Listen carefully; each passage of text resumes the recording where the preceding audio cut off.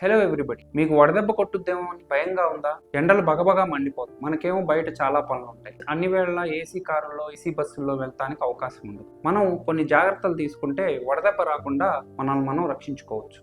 అసలు వడదెబ్బ అంటే ఏంటో తెలుసా? నేను మీ డాక్టర్ కమలా. మనం ఇవాళ వడదెబ్బ గురించి తెలుసుకుందాం. వడదెబ్బ అనగా ఏంటి? వడదెబ్బ ఎందుకు వస్తుంది? ప్లస్ వడదెబ్బ రాకుండా ఎలాంటి జాగ్రత్తలు తీసుకోవాలి? వడదెబ్బ నుంచి కాపాడుకోవాలంటే మనం ఎలాంటి చర్యలు తీసుకోవాలి? అదేంటంటే కంపల్సరీగా బయటికి వెళ్ళేటప్పుడు ఒక వాటర్ బాటిల్లో షుగరు, సాల్ట్, అలాగే నిమ్మకాయ పిండుకొని వెళ్ళాలి. అలానే టైట్ దుస్తులు వేసుకోకుండా ఉండాలి. టైట్ దుస్తులతో పాటు డార్క్ దుస్తులు కూడా మంచిది కాదు.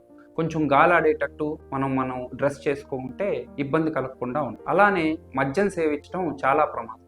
రాత్రులు సరైన నిద్ర ఉండటం కూడా చాలా ఇంపార్టెంట్. సో ఈ జాగ్రత్తలను తీసుకుంటే మనం జనరల్గా వడదెబ్బ నుంచి మనం రక్షించుకోగలం. ఈ వడదెబ్బ ఎన్ని రకాలో మీకు తెలుసా? దీన్ని హీట్ స్ట్రోక్ అంటారు. ఈ హీట్ స్ట్రోక్ అనేది ఎగ్జర్షనల్, నాన్ ఎగ్జర్షనల్ 2 రకాలు.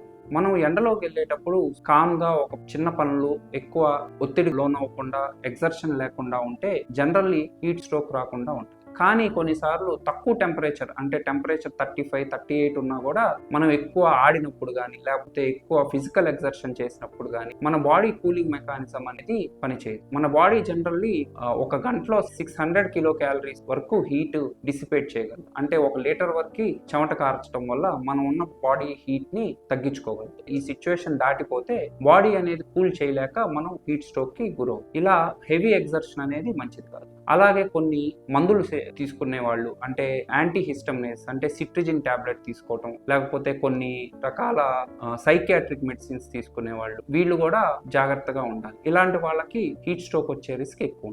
ఇంకా ఇంపార్టెంట్ థింగ్ ఏంటంటే మనం మాదక ద్రవ్యాలు తీసుకునే వాళ్ళలో చాలా జాగ్రత్తగా ఉండాలి. ఈ ఎండాకాలంలో మాదక ద్రవ్యాలు సేవించి బయట ఎండలో తిరగటం చాలా ప్రమాదకరం. ఎస్పెషల్లీ ఎల్ఎస్డి అని, కొకైన్ అని, యాంఫిటమైన్స్ అంటాం, ఇలాంటివి తీసుకొని బయటకు వెళ్తే తప్పనిసరిగా హీట్ స్ట్రోక్ వచ్చే అవకాశం ఉంటుంది.